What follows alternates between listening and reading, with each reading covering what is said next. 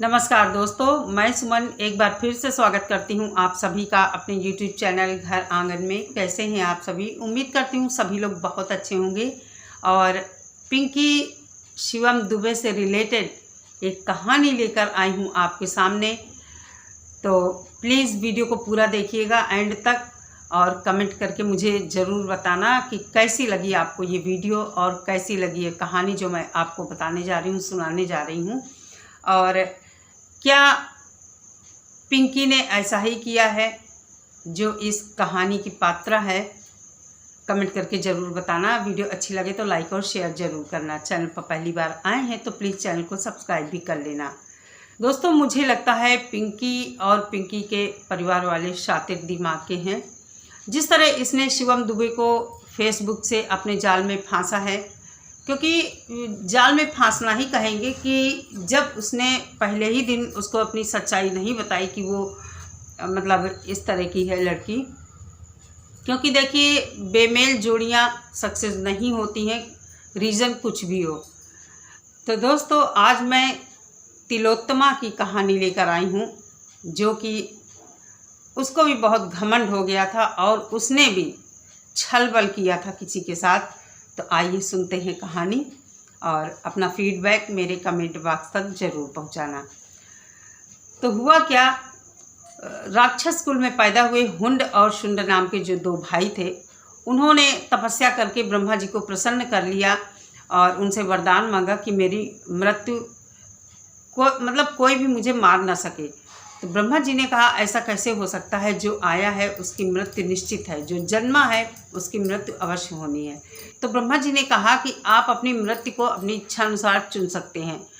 तो उन्होंने कहा, हुंड और शुंड ने, कि आप ऐसा करिए, हमें ये वरदान दीजिए कि हमारी मृत्यु हम दोनों भाइयों के हाथ से ही हो, एक दूसरे के हाथों ही मारे जाएं जब कभी हमारी मृत्यु हो।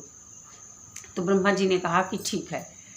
इसके बाद क्या हुआ कि जब उनको वरदान मिल गया, अब उनका अत्याचार बहुत बढ़ गया। उन्होंने क्या किया, तीनों लोकों में अपना आधिपत्य स्थापित कर लिया, यहाँ तक कि इंद्रलोक में भी कब्जा जमा लिया। तो देवता सारे भागकर शनिदेव के पास गए, अपनी परेशानी बताई कि भगवान महाराज शनिदेव, हुंड और शुंड ने तीनों लोगों पर अधिकार कर लिया है और इंद्रलोक पर भी अधिकार कर लिया है।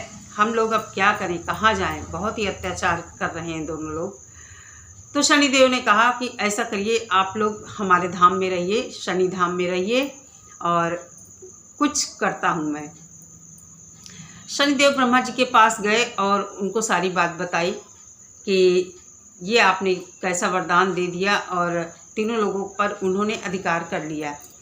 तो फिर ब्रह्मा जी से शनिदेव ने कहा कि आप एक ऐसी स्त्री की रचना कीजिए जिसको देखकर हर इंसान, हर आदमी इतना मोहित हो जाए कि उसको पाने की इच्छा उसके अंदर जागृत हो जाए।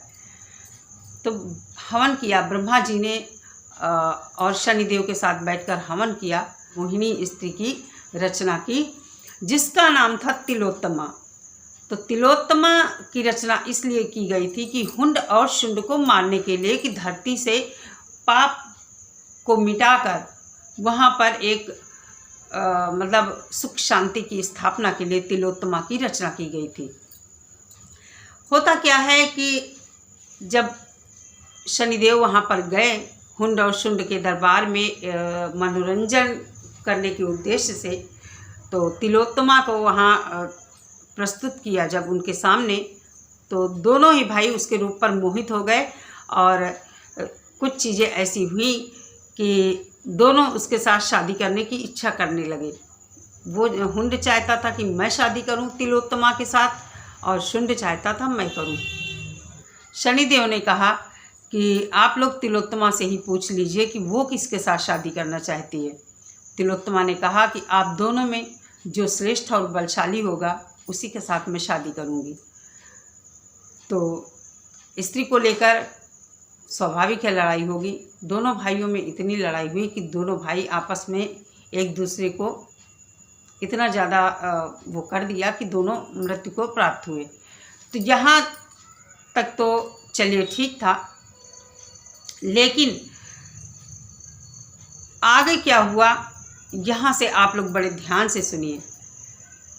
इसके बाद जब वो दोनों भाई मर गए तो तिलोत्तमा को थोड़ा सा अहम हुआ, घमंड हुआ कि मैं इतनी सुंदर हूँ कि जब दो सगे भाई आपस में मर गए मेरे लिए तो बाकी लोगों का क्या हाल होगा। उसके अंदर एक ललक पैदा हुई, जागृत हुई इच्छा देखने की। शनिदेव ने कहा कि देवी आपका काम समाप्त हो गया है, अब आप अपने धाम को जाइए। तो उसने कहा शनिदेव मैं थोड़े दिन षष्ठी में रुककर यहाँ आनंद लेना चाहती हूँ। तो शनिदेव ने कहा कि आप अपने जाने का समय जरूर याद रखना। उसने कहा ठीक है। लेकिन हुआ क्या, तिलोत्तमा जो थी उसको इतना अपने रूप का घमंड हो गया कि जिधर वो निकलती उसको देखने के लिए पुरुषों की निगाहें हटती ही नहीं थी। और इस चीज़ को देखकर वो इतना गौरवान्वित होती अपने आप में, इतना उसे गौरव महसूस होता, इतना अच्छा लगता उसे कि उसने अपने धाम को जाने का विचार ही त्याग दिया। और हर तरफ जिधर जाती उधर लोगों की भीड़ लग जाती। देवता जो थे, देवताओं को उसने अपने वश में कर लिया। उसके अंदर ये इच्छा जागृत हो गई कि मैं तीनों लोगों पर राज्य करूंगी, सब मेरे वश में हो जाएं। एक स्त्री की जब इस तरह की इच्छा होती है तो कहते हैं ना कि बर्बादी का कारण ही होता है। एक स्त्री एक माँ है, बहन है, बेटी है, बहुत सारे उसके रूप हैं। स्त्री में अगर केवल प्रेमिका का ही रूप है तो वो बर्बादी का ही कारण है। माँ, बहन, बेटी सभी गुण, पत्नी सभी गुण होते हुए पति के लिए वो प्रेयसी हो, वही अच्छा है। तो चलिए आगे बढ़ते हैं। उसके बाद हुआ क्या कि देवताओं को उसने वश में कर लिया और देवताओं का मनोरंजन कर लगी। यहाँ तक कि देवता लोग भूल गए अपना काज काम छोड़कर, उनकी जो सोचने समझने की शक्ति थी वो छीन हो गई कि उनको क्या करना है। सूर्य भगवान जो थे उन्होंने एकदम चमकना ही बंद कर दिया, अंधेरा छा गया षष्ठी में। पवन देव जो थे एकदम निष्क्रिय हो गए। धरती पर जो लोग थे सांस दम घुटने से मरने लगे। ये सब देखकर तिलोत्तमा बहुत खुश हो रही थी। अब होता क्या है कि जब सृष्टि बेहाल होने लगी तो धरती माँ का कलेजा फटने लगा कि ये क्या हो रहा है हमारे बच्चों के साथ। धरती माँ प्रकट हुई। उन्होंने शनिदेव से कहा कि सारे देवता तो निष्क्रिय हो चुके हैं, तिलोत्तमा के मोहिनी रूप में वशीभूत होकर सब कुछ भूल गए हैं, त्राही त्राही हो रही है हमारे बच्चों के साथ। देखिए क्या हाल हो रहा बच्चों का, तो आप कुछ करिए भगवान इसके लिए। तो दोस्तों शनिदेव जो हैं वो देवी आदिशक्ति के पास गए और उनकी अनुनय विनय की, सारा हाल बताया कि देवी तिलोत्तमा की मोहिनी के वशीभूत होकर सारे देवताओं ने अपना कामकाज बंद कर दिया। पूरी सृष्टि बेहाल है, दम घुटने से लोग मर रहे हैं। पवन देव ने एकदम काम ही करना बंद कर दिया। सूर्य भगवान ने चमकना बंद कर दिया, अंधकार हो गया पूरी सृष्टि में। तो उसके बाद आदिशक्ति ने कहा कि हर स्त्री के अंदर 9 गुण होते हैं, दया, क्षमा, मोह, मतलब इसी तरह माँ, बेटी, पत्नी, बहू, प्रेयसी, सारे गुण होते हैं उसके अंदर। लेकिन तिलोत्तमा के अंदर 4 गुण अधिक हैं, तो वो तो ये सब करेगी ही। तो शनिदेव ने कहा कि माते क्या किया जाए। तो उन्होंने कहा देवी आदिशक्ति ने कि तुम अपने त्रिशूल से तिलोत्तमा के शरीर के 13 टुकड़े कर दो और मैं उसे अपने शरीर में समाहित कर लूँगी।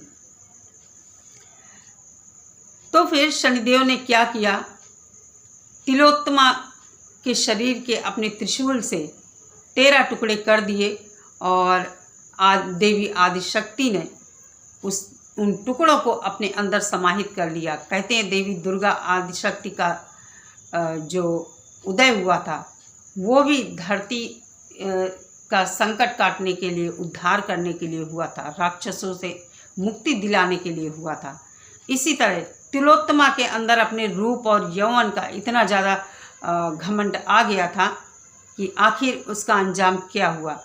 तो इसी तरह मैं यहाँ पर ये तिलोत्तमा की कहानी मैंने ये सुनाई कि अगर स्त्री के अंदर केवल प्रेयसी का ही गुण हो, प्यार और इस टाइप की ही चीज़ें अगर हैं, वो भूल जाती है कि उसके अंदर एक माँ, बहन, बेटी, ये सारे गुण अगर नहीं हैं। यहाँ पर पिंकी ने कुछ भी नहीं सोचा, न शिवम के बारे में, न शिवम के माँ बाप के बारे में। केवल पिंकी ने अपना स्वार्थ देखा है। पिंकी के परिवार वालों ने अपनी बेटी की ज़िंदगी संवारना चाहा है। बाकी शिवम के बारे में किसी ने नहीं सोचा है कि शिवम का जीवन बर्बाद हो गया है। और शिवम के माँ बाप, किसी से किसी का बेटा छीन लेना, मैं इसे छीनना ही कहूँगी कि जब तुम लोगों ने उसे सच्चाई नहीं बताई, उनके साथ छल किया है, जिस तरह तिलोत्तमा ने छल से पूरी सृष्टि पर अधिकार करना चाहा था, अपने मोह पाश में पूरी सृष्टि को बांधना चाहा था, इसी तरह पिंकी ने अपने मोह पाश में शिवम को बांधा है और उनके परिवार वालों के साथ जो छल किया है, कपट किया है, कहीं पिंकी को भी और ज़्यादा आगामी जीवन में भुगतना न पड़े। तो मैं तो कहूँगी अभी आपस में बैठकर ये लोग कुछ समझौता कर सकते हैं, और नहीं तो बहुत ही स्थिति खराब होने वाली है। दोस्तों, आप लोगों को सुनकर कैसा लगा कमेंट बॉक्स में ज़रूर बताना। थोड़ा सा भी वीडियो अच्छा लगा हो तो लाइक और शेयर ज़रूर करना, और अपने बच्चों पर भरोसा करिए, लेकिन कहीं ना कहीं अपने दिमाग में, अपने दिल में एक कोना ऐसा ज़रूर रखिए कि जहां 1% तो बच्चों के ऊपर आप शक वाली निगाह रखिए। कहीं बच्चा आपसे कुछ छुपा तो नहीं रहा। शक मतलब बच्चे के बारे में आप जानकारी रखिए। 100% भरोसा मत करिए, क्योंकि समय बहुत ख़राब है, और नहीं तो इसी तरह ये सब होता रहेगा और माँ बाप बेचारे परेशान होते रहेंगे। क्या बीतती होगी शिवम के परिवार वालों के ऊपर। माँ बाप बेचारे कितने मजबूर हैं, सोच कर ही कष्ट होता है, दुख होता है। तो चलिए दोस्तों, यहीं पर इस वीडियो को समाप्त करती हूँ और मिलती हूँ नेक्स्ट वीडियो के साथ। सभी लोग बहुत सारा ख्याल रखिए, अपनी फैमिली का, अपने बच्चों का, अपने घर के बुजुर्गों का। नमस्कार।